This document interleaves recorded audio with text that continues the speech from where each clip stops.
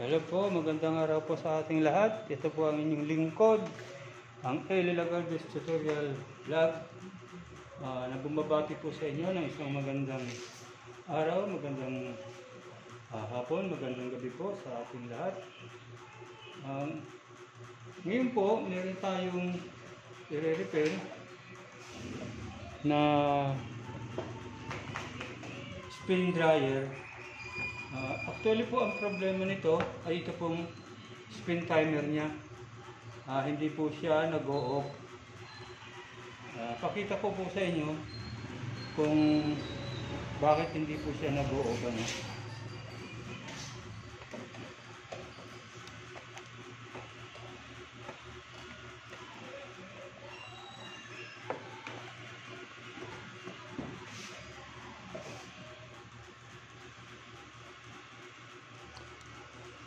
Ayan guys,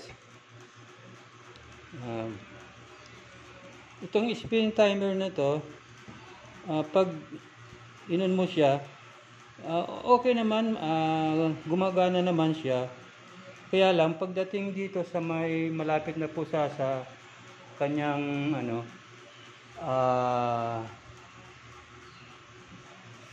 malapit na po siya dito sa kanyang zero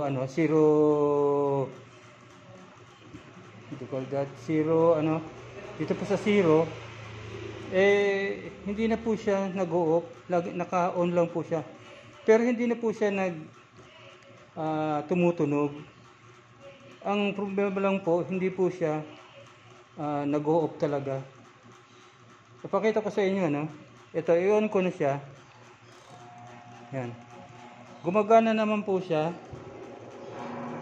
Yan, naririnig niyo po ba? Yan.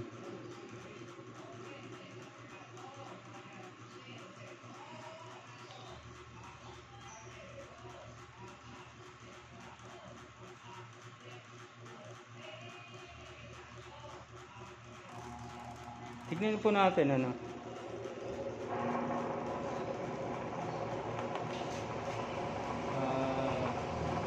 hintayin natin guys, siguro mga 5 o 2 to 3 minutes. Hintayin natin na bumalik po siya dito sa kanyang zero.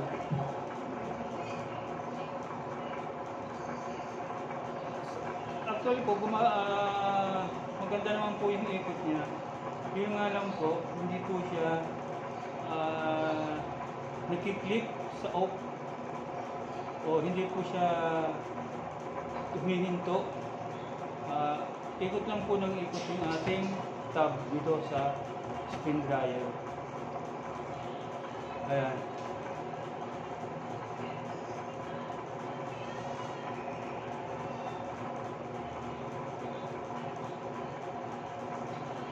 Marami na rin po akong repair na ganito. Karamihan po, kadalasan po kasi na-repair ko, ito pong kanya pong knob. Yung mga gumagamit po kasi ay inuupo nila ito ng manual. Pag hindi pa po maski hindi pa po tapos na umikot, na umikot siya, inuup na po nila ito. Ang nangyayari po, nadi-disalign po yung kanyang timer. Minsan po, nandito siya sa kalagitnaan ng 0 to 1, nakaano na po siya. Tumitigil na po yung kanyang pagtunog, pero yung kanya pong tab ay hindi pa rin po tumitigil sa pag-ikot. Katulad po nito, sabi nung may-ari po nito hindi nga po siya makaalis-alis dito dahil binabantay niyo po ito na hanggang tumigil o huminto. Ang problema po, hindi nga po siya humihinto, umiikot pa po itong kanyang tab.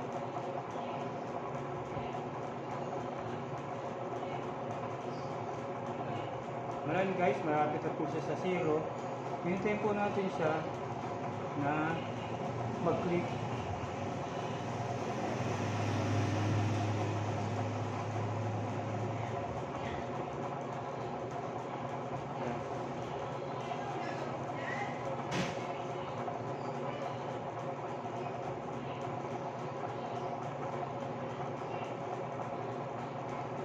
ang problema po nito,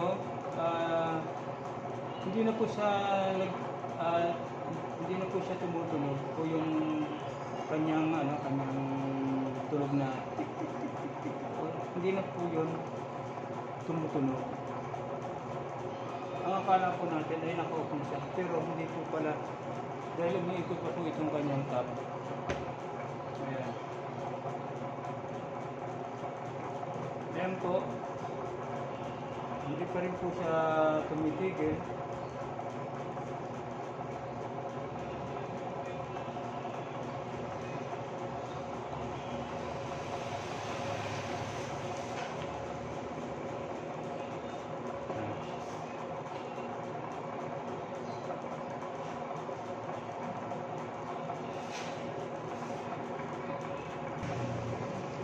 Ayun guys, pakinggan nyo kung meron pa siyang tunog itong kanyang spin timer.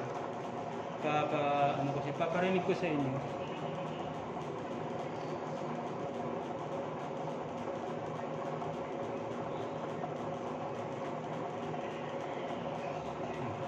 Wala na po kayo naririnig, no? Pero panay pa po yung ikot dito. Ayan, umiikot pa po siya, tapos ito po yung kanyang timer. Hindi na po bumabalik dito sa 0. Dapat po kanina pa po tayo huminto. So, pag-iikot. Pero ito po ay hindi pa rin po tumitig. Napupunta ng 0. At saka wala rin po tayo narinig na pag-click niya na yung kanyang off. Ayan, mga kabayan, ganyan na lang siya, hindi na siya pumupunta ng 0. Kung hindi natin ito ipipihit, hindi po siya babalik sa 0.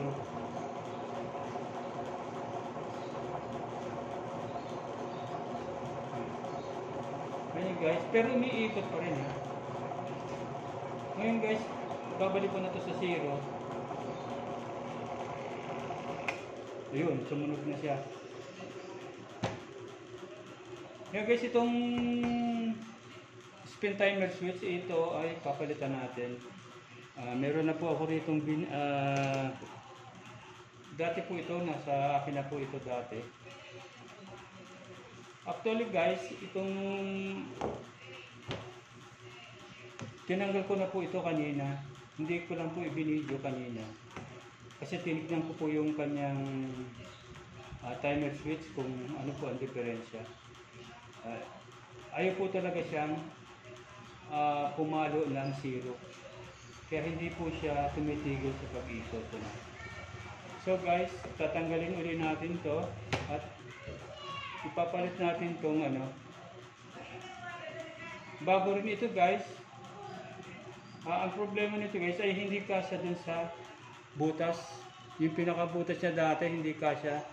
Mas mahaba yung mas malapad yung butas nito kaysa dito. Kaya ang ginawa ko guys, kinating ko to. Yan. Kita nyo yan. Yan. Kinating ko yan. Ang gagawin natin dito, lalagyan na lang natin siya ng washer para maipit niya itong na to. Ano po?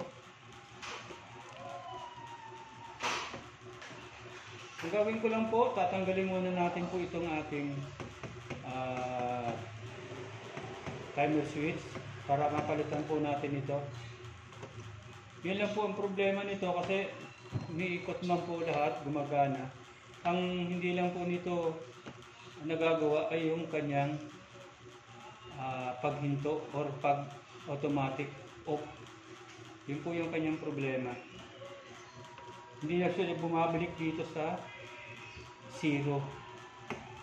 Yung gagawin po natin, tatanggalin po natin to at ipapalit po natin tong bagong timer switch na to.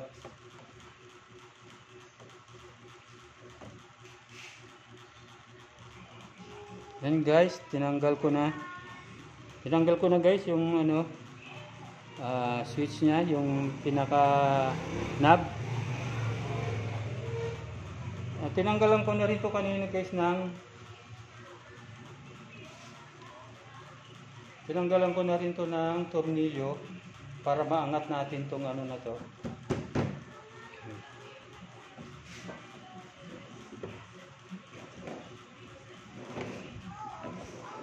Ang gagawin lang natin, kasi guys, meron itong tinatawag na kable ng preno.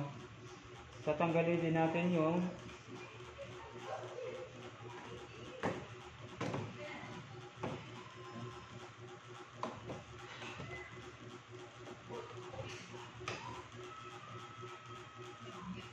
tinanggal ko lang guys yung preno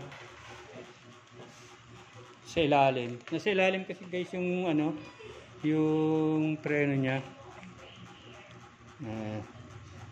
Hindi ko na ipakita sa inyo kasi wala tayong paghahawak ng ating camera. So guys, pagtanggal nito, iangat lang natin to. Tinanggal ko na yung mga tornilyo nito, 4. Iangat lang natin to. Ayan. Saka natin, titignan dito.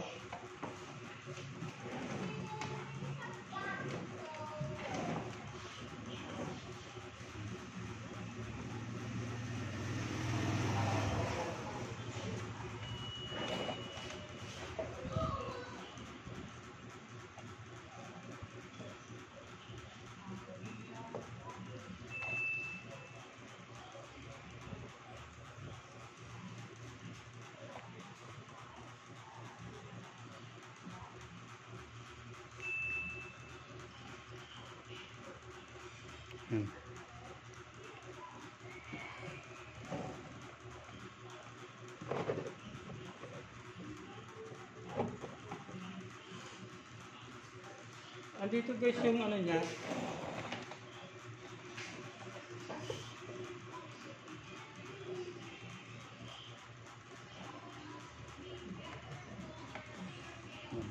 Madilim.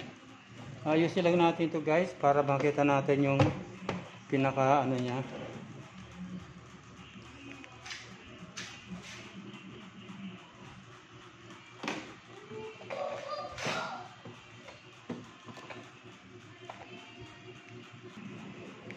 Ano guys, tatanggal na natin.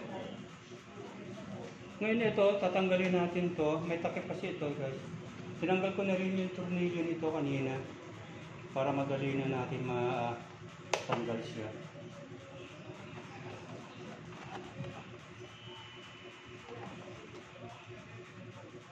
Tatanggalin natin to para matanggal din natin yung kanyang timer switch. Ayan. Ito siya guys, oh, yung timer switch niya.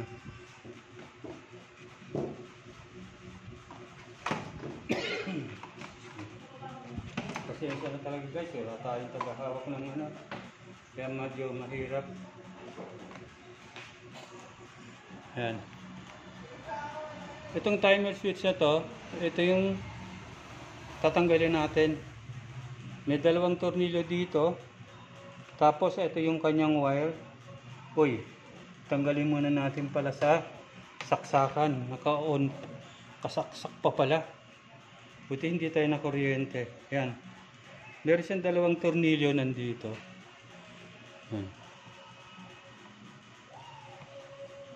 Tatanggalin natin tong switch. Tapos, ito guys kanina pinutol ko na to. Nilagyan ko lang ng tape para maipapakita ko sa inyo kung paano natin ito gagawin. Ayan, may tapes na siya rito. Yung kanyang wire pinutol ko muna para kasi ano siya, hindi ko mahugot dito sa kanyang ano, yung kanyang switch, yung wire hindi ko mahugot. Kaya ginawa ko, pinutol ko na lang siya para matanggal natin. Ngayon guys, gagawin ko, tatanggalin ko muna to. And guys, tatanggal ko na yung switch niya. Papalitan na natin siya nitong kanina pinakita ko sa inyo switch, yung bago.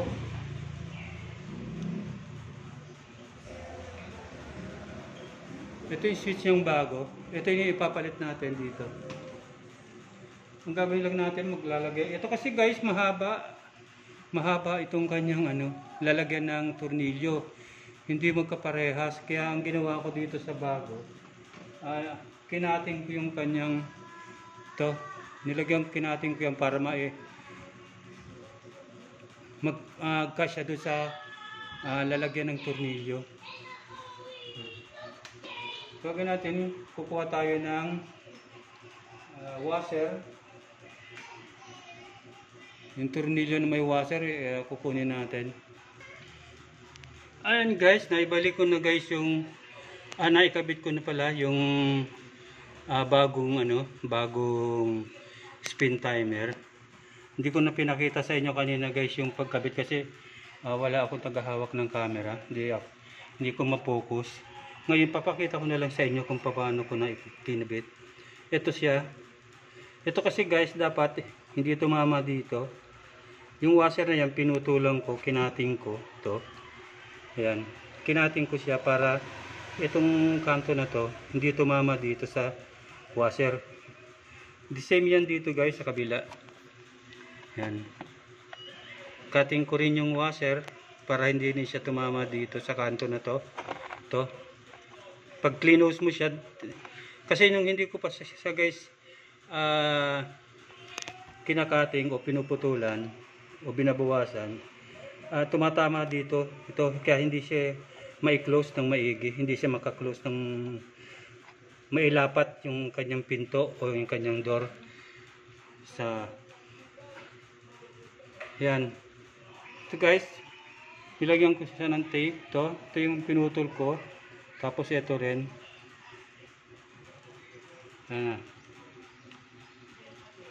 ngayon guys, ibabalik natin siya sa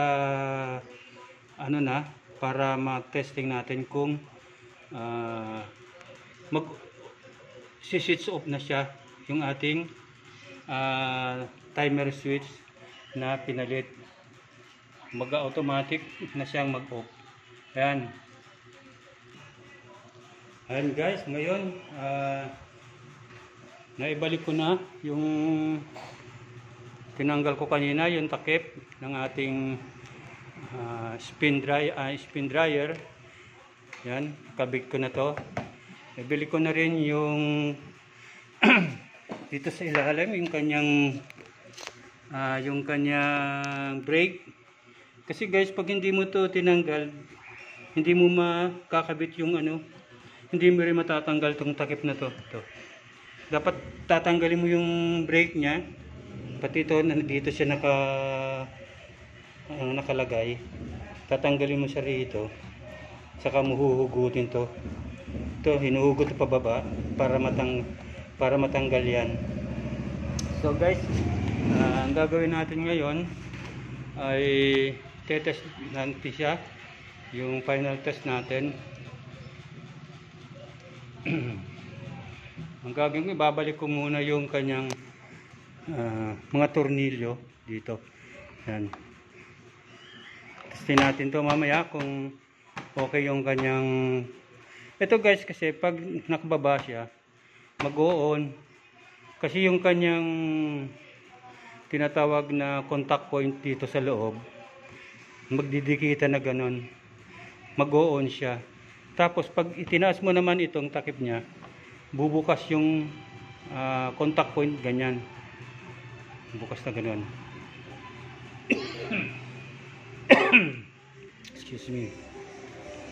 Yan ang trabaho ng contact point dito sa loob. Pag wala yun guys, pag nasira yun, hindi mo mapapaikot itong ating spin dryer kasi walang magko-contact doon sa loob nito. Kasama yan dito guys sa loob ng dryer, nandito sa parte na to.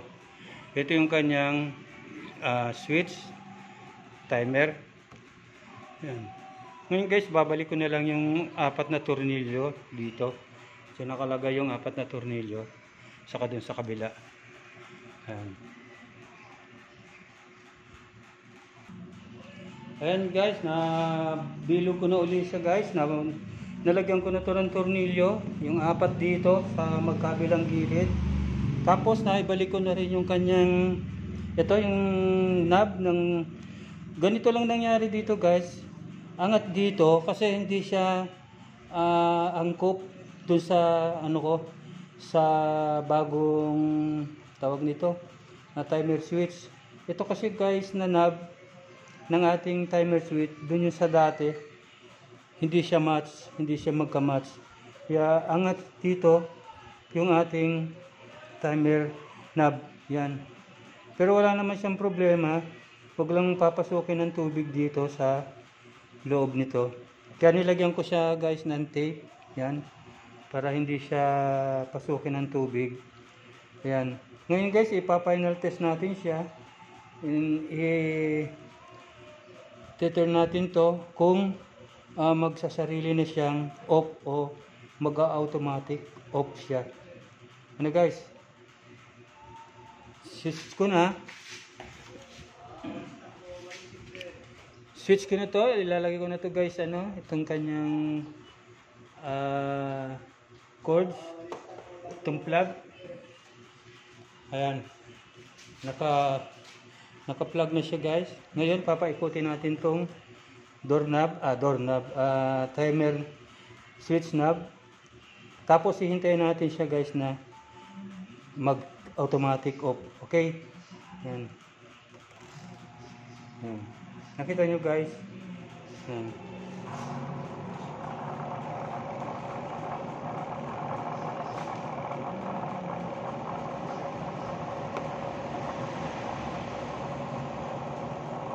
Ngayon hihintayin lang natin to. Hihintayin lang natin siyang mag-automatic off para makita natin kung talagang okay na siya. Ano? Pag nag-automatic off siya, okay guys yung ating ginawa. Ang problema ito guys, nagpalit lang tayo ng timer switch dahil sira na yung kanyang timer switch. Yan. Nag-off na siya. Narinig niyo ba yun? Yung nag-click siya pag off niya. Yan. Huminto na rin yung ikot ng tab. Kaya ngayon guys, okay naman yung ating ginawang pag-repair dito sa sa spin dryer. Nagpalit tayo ng spin timer. At ang problema guys, hindi magkatugma yung kanyang lalagyan ng tornilyo. Ito guys, kasi mas mahaba ito kaysa doon sa nilagay kong switch na bago. Mahaba. Ang ginawa ko guys, kinating ko na lang yung kanto nito. Nilagyan ko ng hinati ko yan. Nilagyan ko yan para maipasok natin doon sa tornilyo o doon sa lalagyan ng tornilyo. Okay. Sana guys, meron kayong natutunan.